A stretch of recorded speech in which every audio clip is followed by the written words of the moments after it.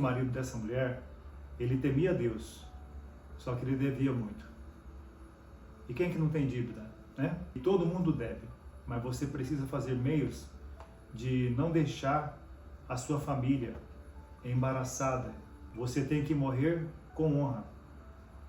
E você tem que deixar saudade e dinheiro para distribuir entre sua família.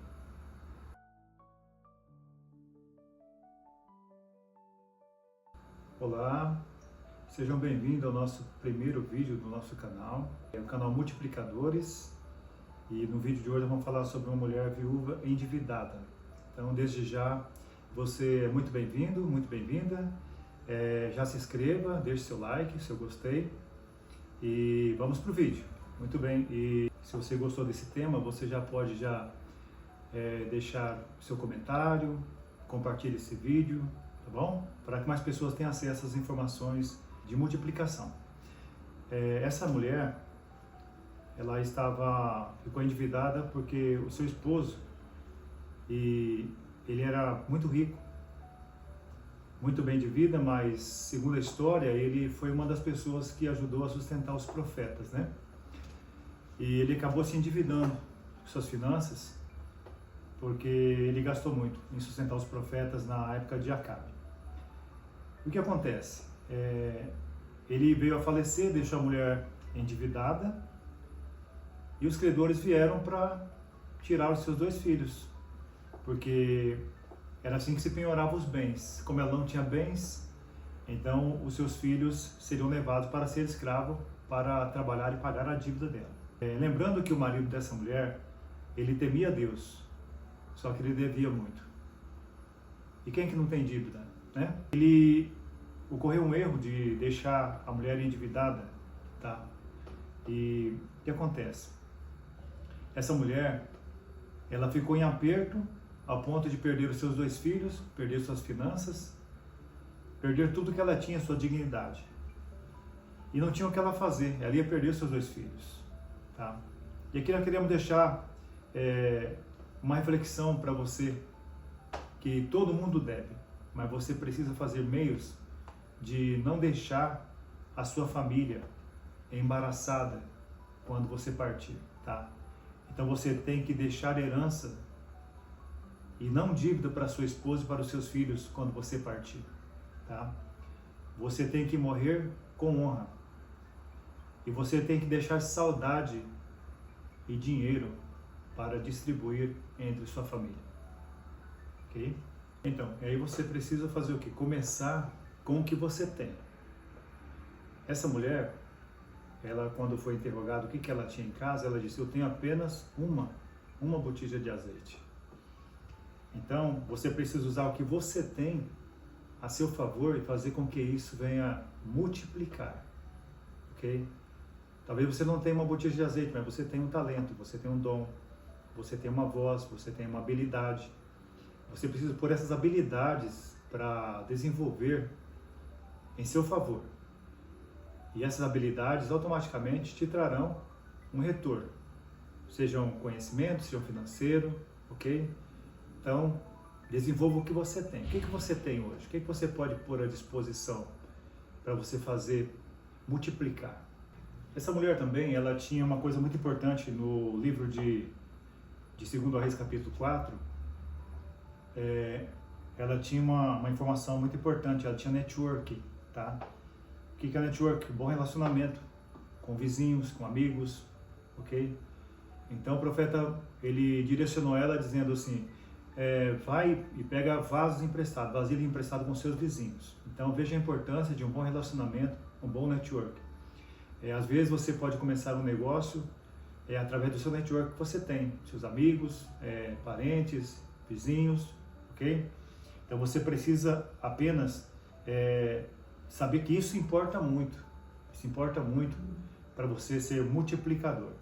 Os seus vizinhos foram fontes da sua logística e da sua provisão de sucesso.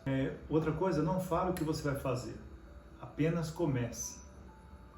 Não fica comentando o que você vai fazer, apenas toma uma iniciativa. Fala: eu vou mudar, eu vou iniciar, eu vou começar. Apenas inicie. faça algo, não comente, porque nem todas as pessoas estão preocupadas com o seu sucesso. Poucas pessoas se interessam pelo seu sucesso, pelo seu progresso. Comece em silêncio, apenas comece, apenas faça. Uma outra parte importante que você observa no verso 5 desse texto que nós estamos em questão, de 2 Reis, capítulo 4, falando dessa mulher que estava endividada, é que o profeta diz para ela: entra na sua casa e fecha a sua porta, tu e teus filhos, e vai despejando azeite sobre as vasilhas. E ela realmente faz isso. Então a gente aprende uma lição importante aqui nesse texto. Você precisa estar unido com a sua família, principalmente o esposo e a esposa, unidos no mesmo propósito, no mesmo objetivo. Porque se vocês não estiverem no mesmo propósito, vocês não vão crescer, não vão prosperar, não vão conseguir ter êxito. Porque Deus abençoa um princípio importante, que é o princípio da união. E o casal precisa estar unido no mesmo objetivo. O mesmo que o homem está pensando, a mulher também deve pensar, deve ajudar, deve se juntar, deve somar forças, somar a inteligência, estudar, buscar.